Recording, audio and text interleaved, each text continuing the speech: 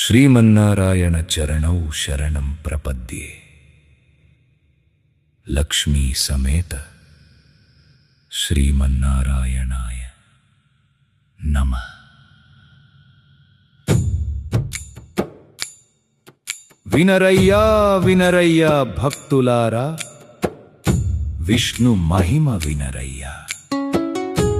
సర్వలోకాల ఆధారుడైన నారాయణుని కథ వినరయ్యా.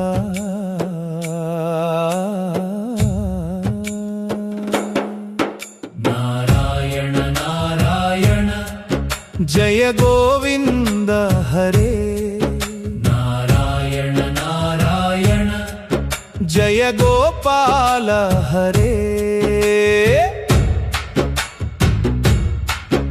ఓ సజ్జనులారా, ఈ విశ్వం ఎలా పుట్టింది, ఎవరు సృష్టించారు, ఎందుకు సృష్టించారు, ఈ ప్రశ్నలకు సమాధానమే శ్రీ విష్ణు పురాణం. సూత మహర్షి శౌనకాది ఋషులకు చెప్పిన ఈ మహోన్నత కథను మనం వినుదాం. ప్రళయ కాలంలో ఎక్కడ చూసినా నీరు మాత్రమే, అది కారణ జలం. ఆ జలంపై ఆదిశేషుడిపై శయనించి ఉన్నాడు మన పరమాత్మ శ్రీమన్నారాయణుడు. ఆయన నాభి నుండి వికసించినది ఒక కమలం, ఆ కమలంపై జన్మించిన వాడు చతుర్ముఖ బ్రహ్మదేవుడు.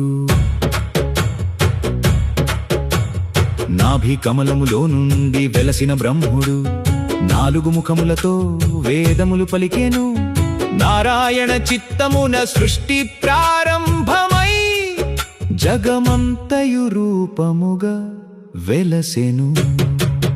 నారాయణ నారాయణ జయ గోవింద హరే, నారాయణ నారాయణ జయ గోపాల హరే.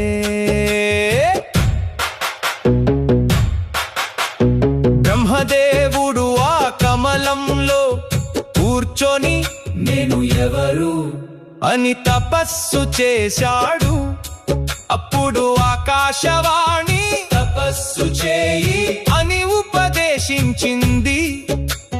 తపస్సు ద్వారా బ్రహ్మకు తెలిసింది, అన్నింటికి మూలం నారాయణుడే అని.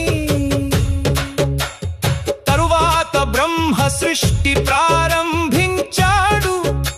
మరీచి, అత్రి, అంగిరస, పులస్త్య, పులహ, కృత్యు, వశిష్ఠులు ఈ సప్తర్షులు జన్మించారు. సప్తర్షులు జన్మించి ధర్మ మార్గం చూపిరి, లోకాల రక్షణకై సత్య మార్గం నిలిపిరి. విష్ణు సంకల్పమే జగముని నడిపించు, అదే పరబ్రహ్మ తత్వమని తెలిసిరి. నారాయణ నారాయణ జయ గోవింద హరే, నారాయణ నారాయణ జయ గోపాల హరే.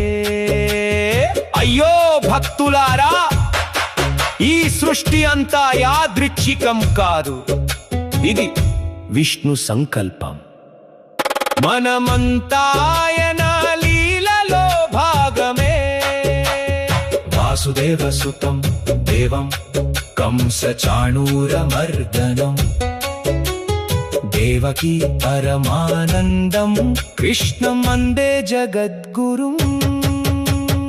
ఈరోజు మనం తెలుసుకున్నది సృష్టి రహస్యం, బ్రహ్ముడి జననం, నారాయణ పరమతత్వం. తదుపరి భాగంలో ధ్రువ చరిత్ర, ప్రహ్లాద భక్తి వైభవం. అంతవరకు గోవింద నామ స్మరణే ఆనందం.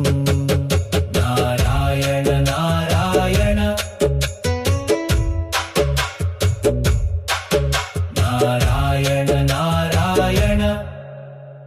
జయ గోపాల హరే.